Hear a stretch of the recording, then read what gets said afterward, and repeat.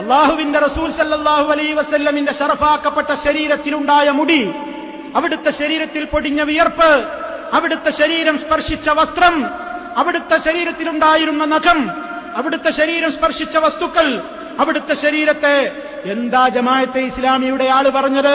Body waste. Body waste എന്ന പ്രയോഗം ഈ മുസ്ലിം സമുദായത്തിലേക്ക് ആദ്യമായി കൊണ്ടുവന്നത് ജമാഅത്തെ ഇസ്ലാമിയാണ്. Body waste. ആരാണ് ആ വിഷയത്തിൽ നീതി പുലർത്തിക്കൊണ്ട് സംസാരിച്ചത്? ജമാഅത്തുകാരാണോ? ജമാഅത്തുകാർക്കത് പണ്ടേ ബോഡി വേസ്റ്റ് ആണ്. ചേകന്നൂരികളാണോ? അവർക്കത് പണ്ടേ ബോഡി വേസ്റ്റും ഏറ്റവും വലിയ എല്ലാ രൂപത്തിലുള്ള മാലിന്യവുമാണ്. പിന്നെയോ മുജാഹിദ് പ്രസ്ഥാനത്തിൽ നിന്ന് പോയവരാണോ? അവർക്കും സാധിച്ചില്ല. കാരണം അവരും തബറുക്കിനെ നിഷേധിക്കുകയാണ്. നബി സല്ലല്ലാഹു അലൈഹി വസല്ലമിന്റെ മുടിയാണെങ്കിൽ പോലും അതിനൊരു ബറക്കത്തുമില്ല എന്നാണ് അവരും എഴുതിവിട്ടിട്ടുള്ളത്.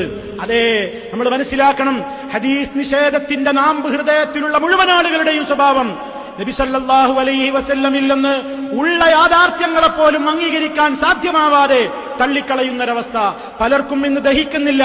നബി സല്ലല്ലാഹു അലൈഹി വസല്ലമിന്റെ മുടിക്ക് പ്രത്യേകതയുണ്ടോ? ഉണ്ട് സഹോദര, ഉണ്ട്. സഹാബിമാരത് ബറക്കത്തിന് ഉപയോഗപ്പെടുത്തിയിട്ടുണ്ട്. അവിടുത്തെ വിയർപ്പ് സൂക്ഷിച്ചിട്ടുണ്ട്, അവിടുത്തെ മുടി സൂക്ഷിച്ചിട്ടുണ്ട്. ഒരു സംശയവുമില്ല. അത് പറയുന്നതിൽ ഒരു ലജ്ജയും നമുക്ക് വേണ്ടതില്ല.